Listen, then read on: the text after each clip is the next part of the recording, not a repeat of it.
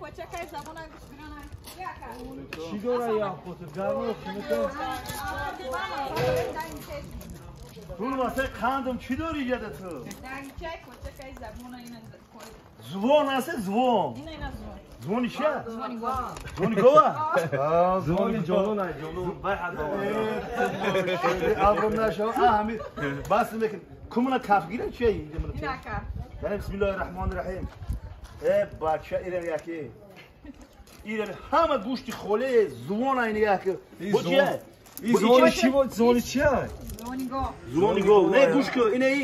یه شکمبه شکمبه بقا اوه شکمبه بقا bu چی داری چی بود دباف کردگی تمام پوچه بود پوچه تمام چیزا پوچه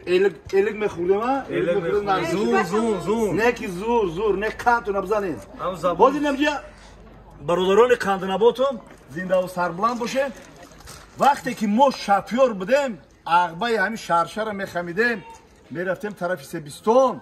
میدونی در او عرق شیته میشیدیم فقط نورک دا ما عبید میکردیم بعد دیگه گاز میدودیم میومدیم حاضر این نورک با این سبیستون همین فورتی چوی همین یا پیلو چوی نخورده میزگری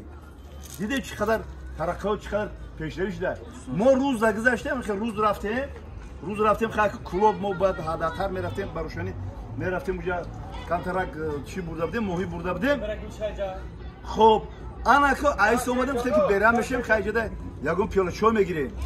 برادر کاندناباتو این اوبادی رو بینن افسوس که ما بعد نماز شام اینجا رسیدیم او ما اگر روزی روشن اگر اینجا میرسیم خیلی نوارهای خوب میکردیم خیلی واسه قندی بابا چی گفتنی هستی راضیم که پشمزکه خدا نگهبانتون باشه انا احسن با این نواسای قندی ما که درمی شب و روز مثال مهنم بکنم بر راهگذرا با شپیورا مثال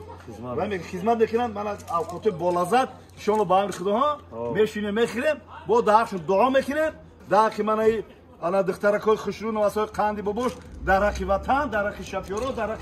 مهنت کشایی که همینجا مهنت میکنن دیگ موندگیانو مثل شب روز خدمت شپیورا میکنن در حق ایران دعا میکنیم هممون با مراد و مقصد و آرزویی که داریم برسونیم الله اکبر زنده باشه